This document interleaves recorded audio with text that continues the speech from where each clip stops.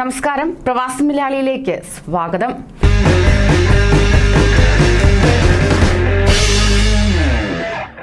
Corona വ്യാപനത്തിന്റെ പശ്ചാത്തലത്തിൽ കടുത്ത തീരുമാനങ്ങളുമായി ഗൾഫ് രാഷ്ട്രങ്ങൾ രംഗത്തെത്തുകയാണ്. ഒമാനിൽ മെയ് 8 മുതൽ 15 വരെ വാണിജ്യ പ്രവർത്തനങ്ങൾ പൂർണ്ണമായും നിർത്തിവെക്കാനും കർഫ്യൂ സമയം വൈകുന്നേരം 7 മുതൽ രാവിലെ 4 വരെ ആക്കാനും സുപ്രീം കമ്മിറ്റി തീരുമാനിച്ചതായി റിപ്പോർട്ട്.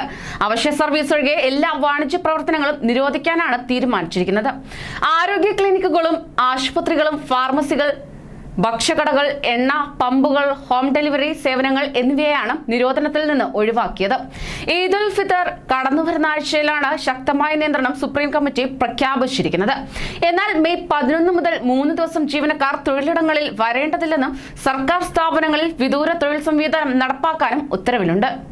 സ്വകാര്യ സ്ഥാപനങ്ങളോടും ഈ ദിവസങ്ങളിൽ ജോലി സ്ഥലങ്ങളിലേക്ക് വരേണ്ട തൊഴിലാളികളുടെ എണ്ണം പരിമിതപ്പെടുത്താൻ നിർദ്ദേശിച്ചിട്ടുമുണ്ട്. ഈദുൽ ഫിത്തറിന് കൂട്ടം ചേർന്നുള്ള പെരുന്നാൾ നമസ്കാരവും ഈദ് വിപണികളും നടത്തേണ്ടതില്ലെന്നും ബീച്ചുകൾ, പൊതുസ്ഥലങ്ങൾ, പാർക്കുകൾ എന്നിവയുൾപ്പെടെ വിവിധയിടങ്ങളിൽ ഒത്തുചേരുന്നത് നിരോധിക്കാനും തീരുമാനമുണ്ട്. കുടുംബാംഗങ്ങളുടെ കൂടിച്ചേരലിനും കൂട്ടായ്മയുടെ ആഘോഷ പരിപാടികൾക്കും നിയന്ത്രണം ബാധകമാണ്. നിലവിൽ രാത്രി 9 മുതൽ രാവിലെ 4 വരെയാണ് കർഫ്യൂ ഏർപ്പെടുത്തിയിട്ടുള്ളത്. പകൽ വ്യാപാരത്തിന് ഇപ്പോൾ തടസ്സമില്ല.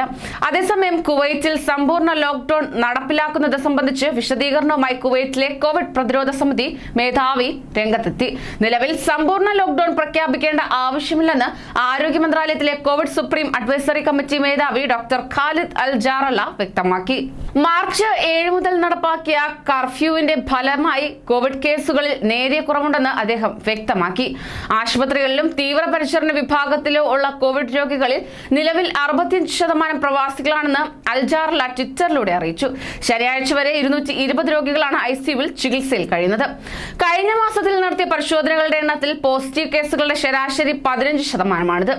ഇതുകൂടാതെ ഏപ്രിലിലുടനീളം കുവൈറ്റിൽ 250 കോവിഡ് മരണങ്ങൾ റിപ്പോർട്ട് ചെയ്തു. കോവിഡ് തുടങ്ങിയിട്ട് രാജ്യത്ത് റിപ്പോർട്ട് ചെയ്യുന്ന ഏറ്റവും ഉയർന്ന കണക്കാണിത്.